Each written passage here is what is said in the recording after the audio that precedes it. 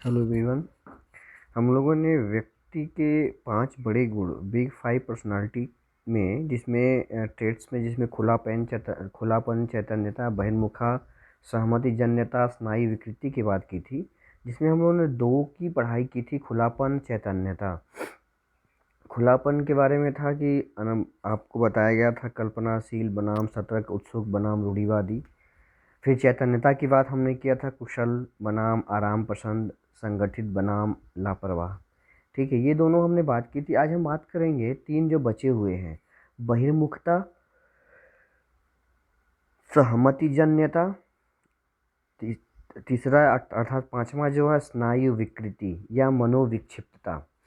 देखिए बहिर्मुखता क्या है, इसमें मिलनसार बनाम शर्मिला, उत्साही बनाम गुमसुम, ऊर्जा इसमें क्या होता है कि ऊर्जा सकारात्मक भावनाएं दूसरों के प्रति उत्तेजना तलाशने की प्रवृत्ति। देखिए जब व्यक्ति बहिर्मुखी होता है, अपने व्यक्तित्व के गुण में पढ़ा होगा कि बहिर्मुखी अंतर्मुखी उभयमुखी, तो बहिर्मुखता का महत्वपूर्ण स्थान आपको पता है और यह अति आवश्यक है एक सामाजिक प्राणी होने के नाते। ठीक, इसमें है मिलनसार बनाम शर्मिला। व्यक्ति अगर मिलनसार है तो अपने अंदर एक सकारात्मक ऊर्जा ले आएगा, एक सकारात्मक भावनाएं ले आएगा, दूसरों के प्रति उत्तेजना। अगर मिलनसार है तो वो देखना सोचेगा कि वो कैसा व्यक्ति है, किस तरह का व्यक्तित्व उसका है, तो दूसरों के प्रति उत्तेजना तलाशने का प्रयास करेगा अगर मिलनसार है। शर्मिला है तो वो ये सब कुछ भी नहीं करेगा। दूसरा है उत्साही बनाम गुमसुम। गुमसुम है चुपचाप, किसी से मतलब नहीं, वही शर्मिला का ही एक दूसरा नाम है, लेकिन इसमें कुछ अंतर है। और उत्साही है तो लोगों के बारे में जानना चाहेगा, उसके अंदर जिज्ञासा है, क्यूरसी आएगी कि कौन क्या है किस तरह से है। तो ये बहिर्मुखता का निशानी है। बहिर्मुखता वही व्यक्ति होता है जो मिलनसार हो, उत्साही हो, न कि शर्मिला और गुमसुम। अगर शर्मिला वो गुमसुम है तो वो अंतर्मुखी है, न कि बहिर्मुखी है। ठीक है, तो बहिर्मुखी व्यक्ति एक सामाजिक व्यक्ति होता है और सभी के साथ सहयोग की भावना रखता है, भारतीय संसार से लगाव रखता है और उसके अंदर सोसाइटी और सोशलिज्म सामाजिकता कूट कूट के भरा होता है और वो सबके बारे में जानना चाहता है।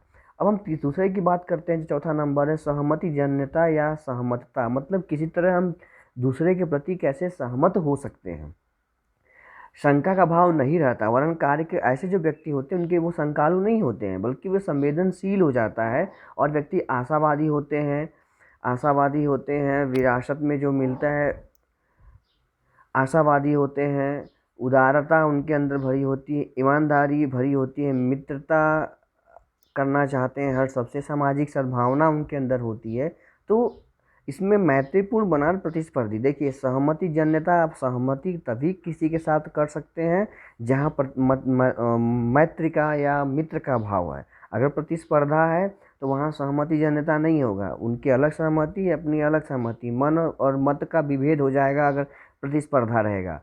संवेदनशील बनाम मुखर, अगर आप किसी के प्रति संवेदनशील हैं, आप किसी के प्रति लगाव रखते हैं, इम्पैथी रखते हैं, तो आप निश्चित रूप से आप आशावादी हैं और उनके साथ सामाजिक सद्भावना रखेंगे। अगर मुखर हैं तो नहीं हो सकता। ठीक है, तो ये ये दयालु होते हैं और सहयोगी होते हैं। और 5वां जो आपके सामने है स्नायु विकृति। 5वां आपके सामने है स्नायु विकृति, जिसमें है मनोविक्षिप्तता। इसको बोलते हैं संवेदनशील बनाम निश्चित, बेचैन बनाम आश्वस्त। ठीक, जो व्यक्ति संवेदनशील है, इसका स्क्रीनशॉट आप ले लीजिए। इनके अंदर क्रोध, चिंता, अवसाद, अति संवेदनशीलता जैसे अप्रिय भावनाओं का अनुभव करने की प्रवृत्ति आदि समाहित रहती है। इसमें संवेदनशील बनाम निश्चित के बारे में आगे हम बताते हैं, पहले इसमें देख लीजिए आगे क्या होगा। इसका संबंध व्यक्ति के संवेगों में मानसिक स्थिति से होता है। प्रत्येक व्यक्ति के मानसिक क्षमता विकास की स्थिति उसकी पहचान बन जाती है। नकारात्मकता, संवेगात्मक अस्थिर, समायोजन का अभाव, तनाव को सहन न कर पाना, प्रभावी कार्य एवं निर्णय क्षमता का अभाव।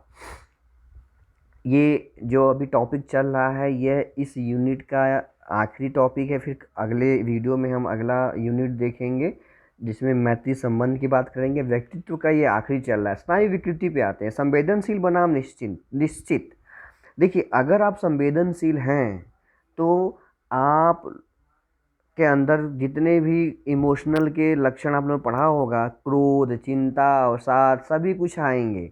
अगर आप निश्चित हैं मतलब निश्चिंत एकदम से, आप संवेदनशील नहीं, यार जो होगा देखा जाएगा, ऐसा कुछ होगा तो आप संवेदनशील, इमोशनल नहीं है और इमोशनल के भाव आपके अंदर नहीं आएंगे। बेचैन बनाम आश्वस्त।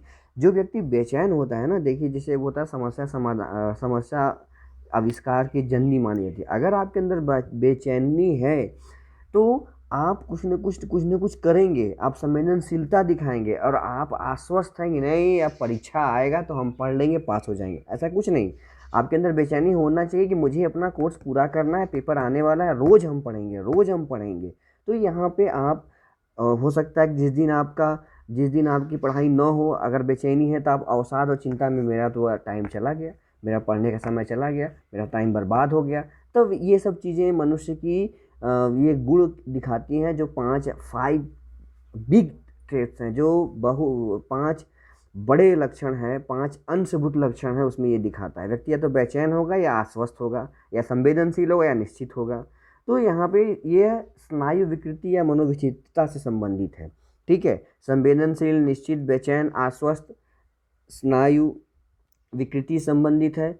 और मैत्रीपूर्ण, प्रतिस्पर्धी, संवेदनशील, मुखर, यह सहमतिजन या सहमतता से संबंधित है। मिलनसार, शर्मीला, उत्साही, गुमसुम या बहिर्मुखी या अंतर्मुखी व्यक्ति से संबंधित है। खुलापन में हमने देखा कल्पनाशील बनाम सतर्क, उत्सुक बनाम रूढ़िवादी। यह खुलापन व्यक्ति या अनुभव के प्रति खुला एक्सपीरियंस करने जिसको बोलते हैं, एक्सपीरियंस करने के लिए आवश्यक है। चैतन्यता या कर्तव्यनिष्ठता, अपनी ड्यूटी पूरा करने के लिए। कुशल बनाम आराम पसंद, संगठित बनाम लापरवाह। तो लापरवाह और आराम पसंद तो निगेटिव फॉर्म में है, कुशल और संगठित जो है आपके पॉजिटिव व्यू में है। तो आज हमारा महान 5 अंशपूर्ण लक्षण खत्म हो गए। हाँ, एक बचता है, व्यक्तित्व और सामाजिकता और शांति, इस पे हम कल बात करेंगे। ठीक है, ये 5 बहुत बड़े बड़े गुण खत्म हो गए। अब घर में रहिए, सुरक्षित रहिए, इसका नोट्स बनाइए, फिर आगे शांति से संबंध इसकी बात करेंगे।